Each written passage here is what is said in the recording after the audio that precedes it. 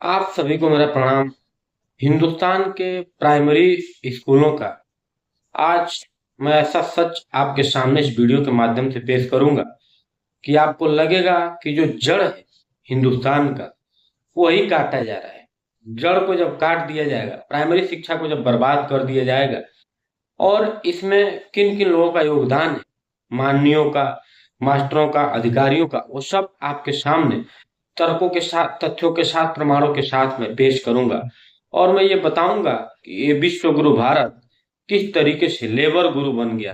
पूरे दुनिया में भारत से लेबर जा रहे हैं और छोटे छोटे देश आप देखिए, दुबई, सऊदीया, कुवैत, जितने भी ये इस्लामिक कंट्रियां हैं जहां पर यहाँ के लोग कमाने के लिए जाते हैं, वो लेबर, मजदूरी यही करने के लिए जाते हैं। कारण जानते हैं क्या है?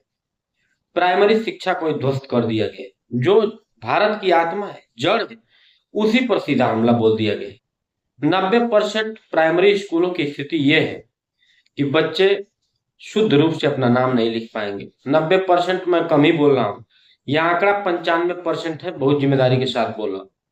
शुद्ध रूप से अगर अपना नाम लिख भी लिए तो पूरे परिवार का नाम हिंदी अंग्रेजी में दोनों वो लिख नहीं पाएंगे। अब आप ये देखिए, प्राइमरी स्कूल में 80,000 रुपए, 60,000 रुपए, 50,000, 45,000 से स्टार्टिंग है। 80,000, 90,000 तक पेमेंट पाने वाले शिक्षक हैं और वो अपने बच्चों को 9,000, 6,000, 5,000 पाने वाले अध्यापक से अपने बच्चे पढ़ाएंगे। 80,000 वाले, 80,000 वाले मास्टर अपने बच्चों को प्राइवेट स्कूलों में पढ़ाते हैं शुरू से ही। दिल्ली पब्लिक स्कूल और कुछ ईसाइयों के सेंट मैरी वगैरह जो भी हैं, ये बड़े बड़े जो ब्रांड हैं, वहां पर ये लोग अपने बच्चे पढ़ाते हैं। अब ये देखिए, अपने घर की रोटी खुद इनको लगती है खोटी। मतलब अपने ड्यूटी कर रहे हैं प्राइमरी में, पैसा सरकार से चाहिए, लेकिन अपने बच्चे ये लोग पढ़ाएंगे प्राइवेट में। जितने भी मंत्री नेता हैं हमारे देश में, इन लोगों ने अलग ही गंध मचा रखी है, गंध फैला रखी है। ये सब अनपढ़ अपने बच्चों को कहाँ पढ़ाएंगे? लंदन, अमेरिका, और यहाँ कहेंगे कि स्वदेशी अपना। अब इस तरीके से भारत कैसे महान होगा? जब स्कूलों की जो दयनीय स्थिति है हमारे देश में, वो सच्चाई यही है। आप देख लीजिए, अगर हिंदुस्तान का प्रत्येक व्यक्ति संविधान की शपथ ले, तिरंगे का शपथ ले, सौगंध उठाए, संकल्प उठाए, सौगंध खाए और सारे प्राइमरी स्कूलों का एक वीडियो बना दो और सब सोशल मीडिया पे डाल दो, और देखो अभी दूध का दूध, पानी का पानी हो जाएगा। रंगाई पुताई, बैठने की व्यवस्था, पीने का पानी, शौचालय आपको 90% विद्यालय में सही नहीं मिलेगा।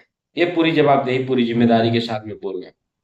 और अगर मिलेगा भी तो किसी संस्था ने, प्राइवेट कंपनी ने कराया होगा वो सारा काम, सरकार ने नहीं कराया होगा। अब आप देखिए, आप एक सर्वे, एक आंकड़ा ये निकाल लीजिए, उसके बाद देखिए कि भारत बहुत तेज गति से मजदूरी के तरफ बढ़ा है। विश्व गुरु से मजदूर गुरु भारत बनता जा रहा है। इसलिए अगर भारत को विश्व गुरु बनाना है तो सबसे पहले कड़ाई ऐसे अध्यापकों पर हो जिन्होंने इतने सालों से पेमेंट लिया है, इनका सारा रिकवरी हो, इनको नौकरी से बर्खास्त किया जाए और उसी स्कूल में 20,000 रुपए, 20,000 में बोल रहा हूँ, 15 से 20,000 रुपए संविदा पर उसी गांव के शिक्षक को रख दिया जाए।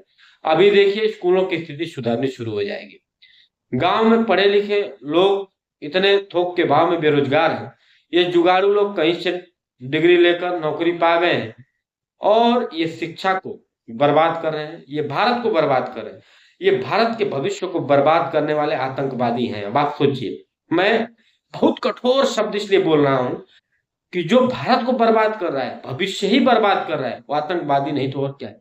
अगर 5 साल बच्चा रहा है, 5 साल बच्चा आपके स्कूल में पढ़ा है, उसको धारा प्रवाह हिंदी पढ़ने नहीं आता, लिखने नहीं आता, अंग्रेजी पढ़ने लिखने नहीं आता है, आप जिस विषय को पढ़ा रहे हैं पढ़ने लिखने नहीं आता है, आपके स्कूल में कम बच्चे हैं मानक के हिसाब से, 25 से 30 बच्चे भी मेंटेन नहीं कर पा रहे हैं, तो ये आतंकवाद नहीं तो और क्या है। भारत को बर्बाद करना आतंकवाद है, ये सब मानते। तो ये तो भारत के भविष्य को ही बर्बाद कर रहे हैं ये लोग। इसलिए बहुत गंभीरता से, बहुत कठोर शब्दों के साथ मैं बोल रहा हूं कि बस विरोध सरकार का नहीं होना चाहिए, विरोध उन सबका होना चाहिए। हमारे आपकी भी उतनी ही गलती है। हम लोग प्राइमरी स्कूलों में, सरकारी स्कूलों में अपने बच्चे डालते नहीं है। हमारी भी गलती उतना ही है। जितनी जिम्मेदारी सरकार की है, इन मास्टरों की है, नेताओं की है, मंत्रियों की है, अधिकारियों की है, उतनी ही जिम्मेदारी हमारी आपकी भी होनी चाहिए। हम जागरूक नागरिक हैं। इसलिए अगर बच्चा पढ़ने लिखने नहीं जानता है जो स्कूल में है, तो उसके लिए तो मास्टर आतंकवादी का ही कार्य कर रहा है और उसको ऐसे दंड ही देना चाहिए आतंकवाद के समान है। लेकिन जो अभिभावक स्कूल रहते हुए गांव में अपने बच्चों को प्राइवेट स्कूलों में भेजते हैं, दूर भेजते हैं, वो भी कम दोषी, कम जिम्मेदार नहीं है।